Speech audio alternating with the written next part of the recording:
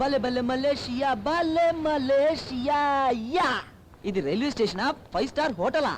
Hi, road చాలా clean గా ఉందే. ఓ వీళ్ళెవరు? ఓ Malaysia police. I'm college student. ఇదే ఫస్ట్ టైం ఆంధ్రప్రదేశ్ నుంచి మలేషియాకి రావడం. Nice to meet you. అరెస్టా?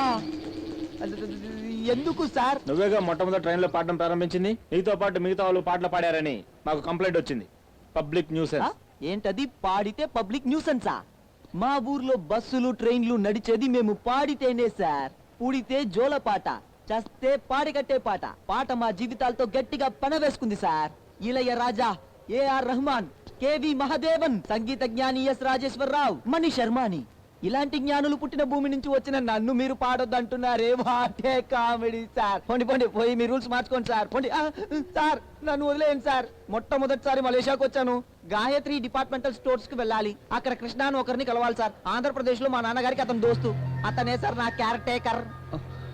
Excuse me sir, అతను చెప్తున్నారే కృష్ణ, వాళ్ళ అబ్బాయి నేనే. ఇతను మా ఇంట్లోనే ఉండడానికి వచ్చారు. అరే ఆ శ్రీరామ్ నువ్వేనా?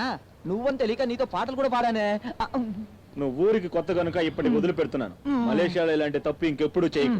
జాగ్రత్త. ఇది ఫస్ట్ టైం సార్. ఇక మీ చేతికి దొరకను. Hi hi hi hi. మీరంతా నా కాలేజీనా? కాదు నాన్న, నువ్వు వీళ్ళ కాలేజ్కి వచ్చావు. That's a good joke. Students అంటున్నారు, మరి చేతిలో బుక్స్ పెట్టుకుని అసహ్యంగా స్టూడెంట్స్ పరువు తీస్తున్నారు. అయితే బుక్స్ ఎక్కడ పెట్టాలి? ఇక్కడ పెట్టాలి. ఇక్కడ? అవును, కడుపు కన్నం పెట్టే బుక్ ని కడుపు దగ్గరే పెట్టాలి. అరే ఒక ఊర్నే కాలేజీగా మార్చేసినట్టున్నారే. ఈ కాలేజీ చుట్టూ తిరిగి చూసేసరికి సగం వయసే అయిపోయేటట్టుగా ఉంది. ఆహా,